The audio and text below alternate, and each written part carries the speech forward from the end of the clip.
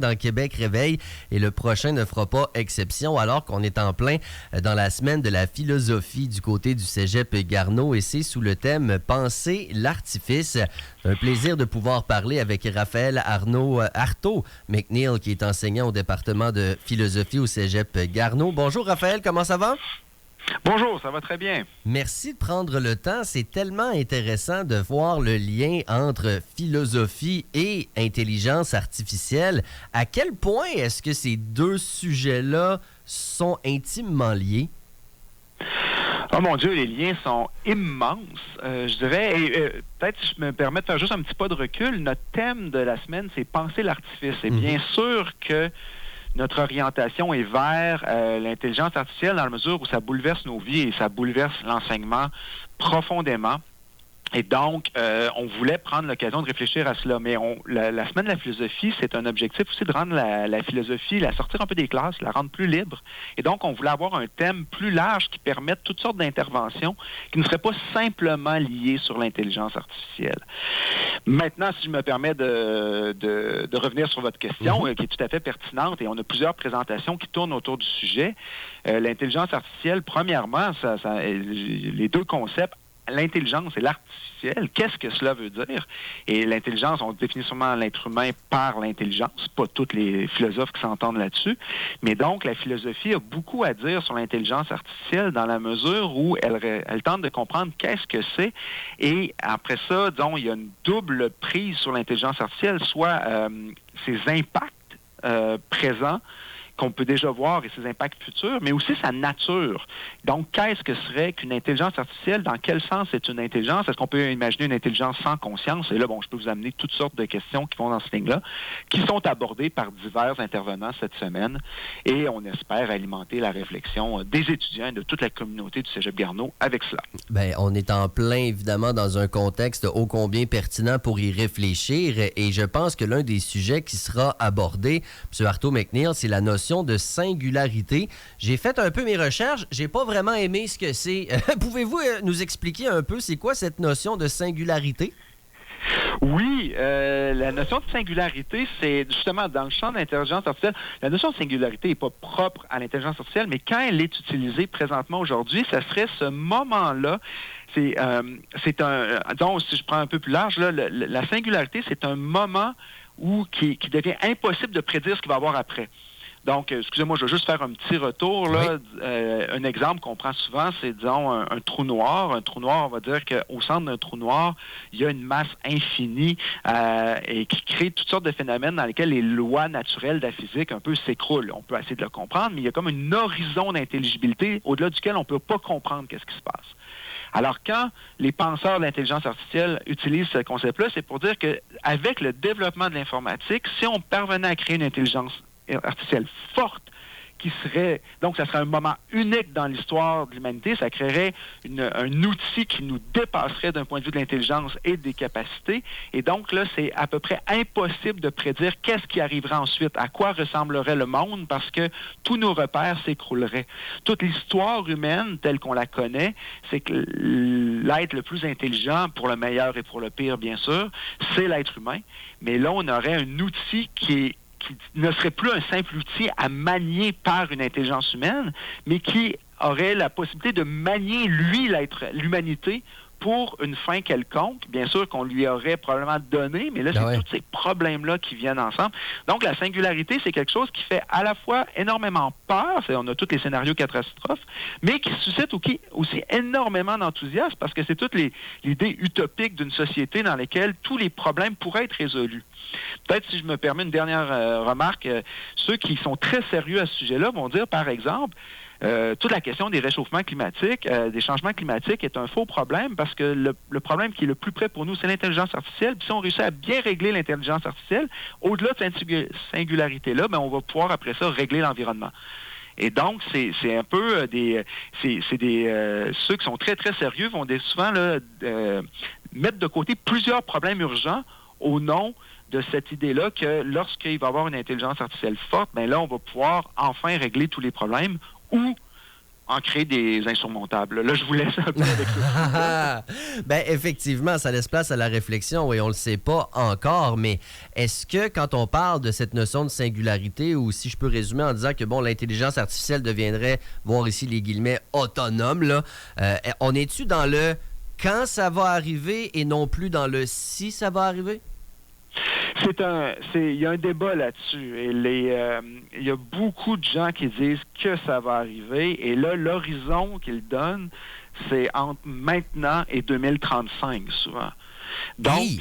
Ceux qui disent c'est très rapide. Wow. Peut-être, je pourrais le dire de cette façon-là, certains pensent que ça n'arrivera pas, là.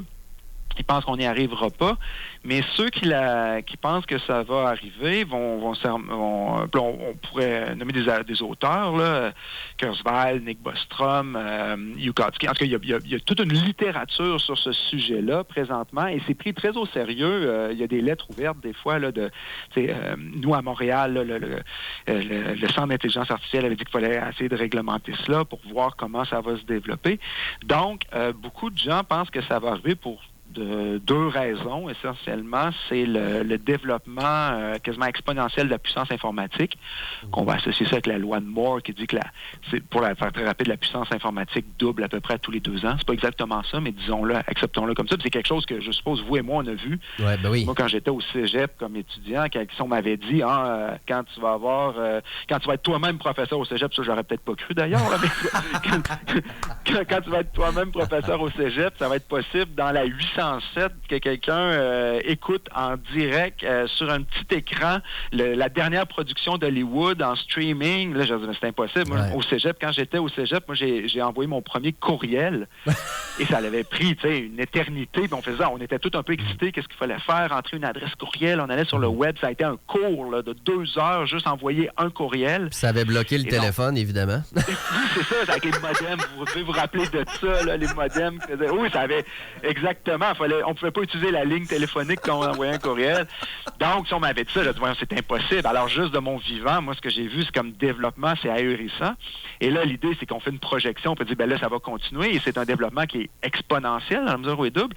Et ultimement, puis là, on a franchi une étape importante, disons, avec les modèles présentement, ChatGPT et les autres, c'est que dans la mesure où une intelligence artificielle, finalement, c'est un algorithme composé de code, un code énormément complexe, mais composé de code, et si l'algorithme peut maintenant lui-même produire du code, bien là, il va pouvoir lui-même s'améliorer éventuellement. Et là, c'est pour ça qu'on parle de singularité ou d'intelligence artificielle forte. Ça serait une intelligence qui serait capable de pas simplement être spécialiste dans un domaine, mais qui pourrait passer de plusieurs domaines et on pourrait le dire de cette façon, qui ne buggerait jamais. On pourrait dire la sécurité présentement, mais le défaut des algorithmes ou des ordinateurs, c'est que quand ils font une tâche qui est impossible pour eux, pour leur puissance, ils buggent, ils tournent en rond, alors qu'une intelligence forte pourrait continuer de s'améliorer constamment à une vitesse exponentielle. Et donc, là, c'est pour ça qu'il y a beaucoup de monde qui dit non, ça s'en vient, ça s'en vient. D'autres sont très sceptiques, évidemment.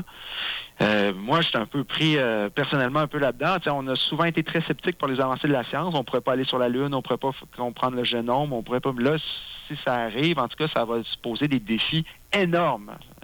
Effectivement, Raphaël Arthaud-McNeil, enseignant au département de philosophie au Cégep Garneau. Peut-être en terminant, avec l'IA qui est maintenant partout là, pour monsieur, madame, tout le monde, là, avez-vous des conseils ou peut-être des pistes de réflexion, des ressources ou une couple d'affaires qu'on pourrait garder en tête avec ça là, qui commence à être omniprésent?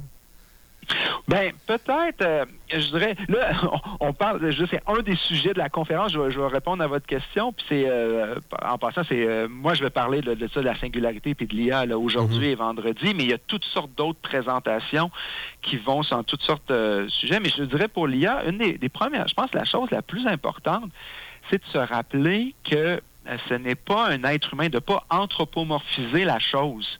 Et là, c'est ce qu'on remarque. Là. Si on reprend ChatGPT, la chose qui n'avait pas été prévue, c'est que la plupart, la première utilisation maintenant, là, les derniers chiffres, c'est pour des conseils psychologiques et de l'autothérapie. Là, donc, les gens qui sentent que ça ne va pas bien puis ils posent des questions à la machine.